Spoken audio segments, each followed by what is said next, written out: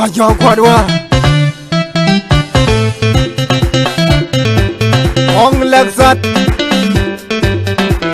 Agwaksu Alu kena nomro masyarakat dek pada cara kanin kati aku jala kora kuning wan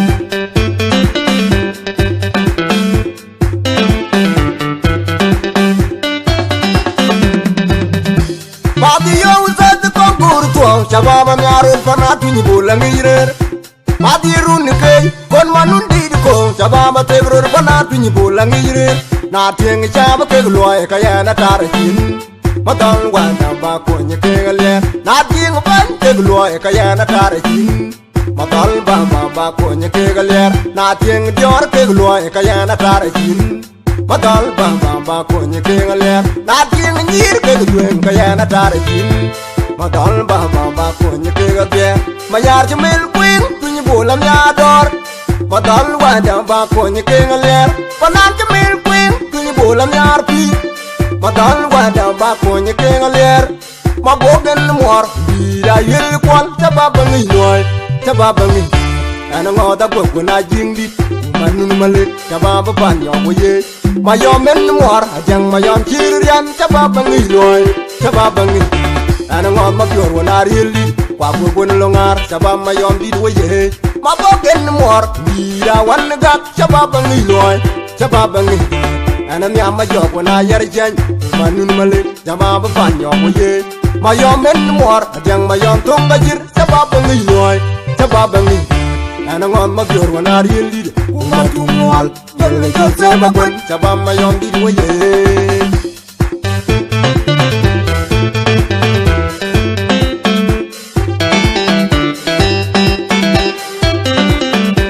makara kage mona jara kanin kajam ni jala koya konin wan sabab jam ni jokoro mot pane awo kimo jangwa ma janga yan chen awo chana tiara dan Kutong min wanum Wala yarko Tugu Ong lagsat Ako su Ano ka numro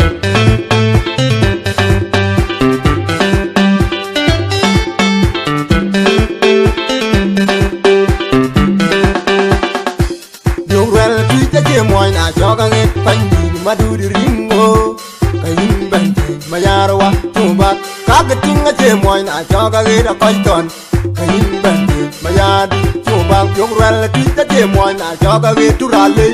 Kayin bante mayarwa tubat Kagating nga jemoy na joga gitu pardi ilang jugo Kayin bante mayarwa tubak Pandang ka jenglom Danun kong yiluay Pinyibula jengdor Danun kumajirut Mayara jengpis Danun kong yiluay Pinyibula jengdor Danun kwatengarut Panaka jeng dor, kanun kong iluan, tunyi bola jeng pi, kanun kumayiran.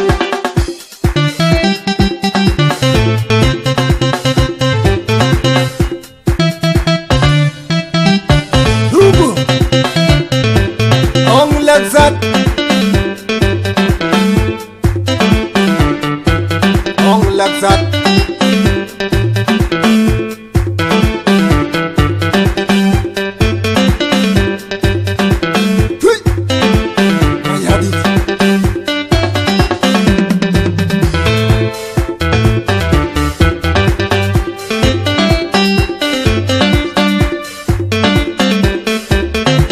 Lagsat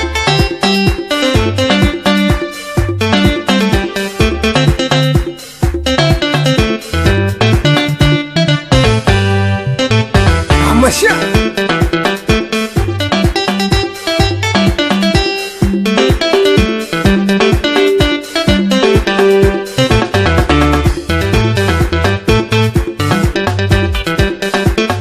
Ong lagsat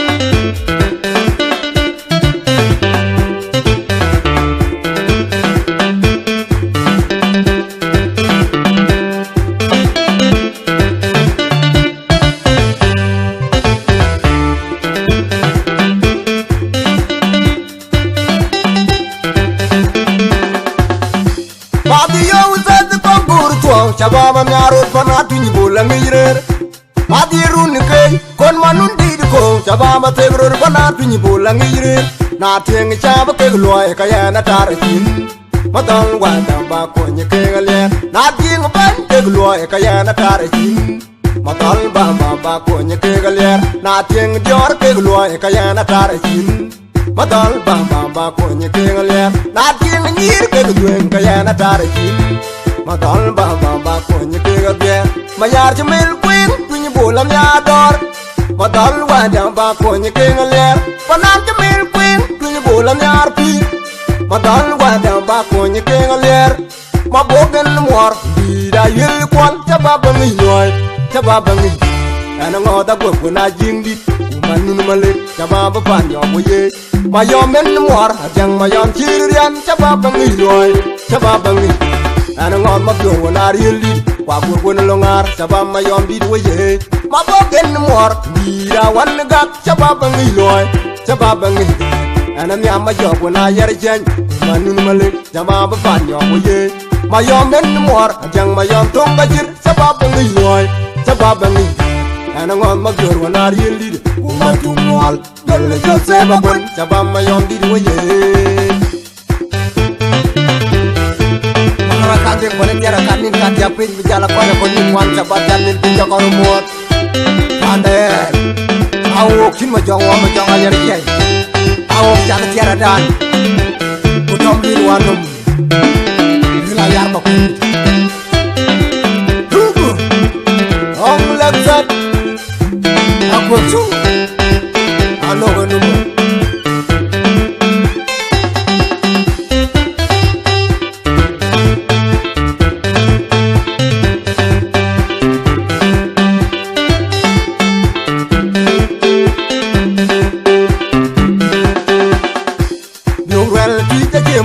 jogang et pandin maduri ringo kayin bante mayarwa chuba kagatinga che moin a jogang et akoiton